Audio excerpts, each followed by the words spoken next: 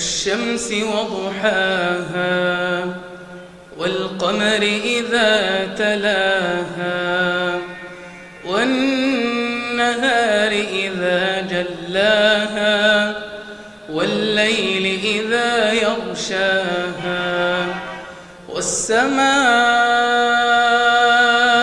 وما بناها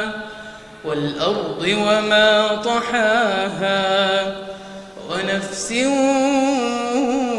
وما سواها فألهمها فجورها وتقواها قد أفلح من زكاها وقد خاب من دساها كذبت ثمود بطغواها إذ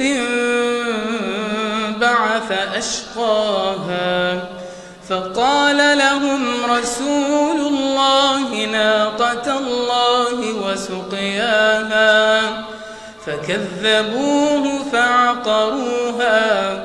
فدمدم عليهم ربهم بذنبهم فسواها ولا يخاف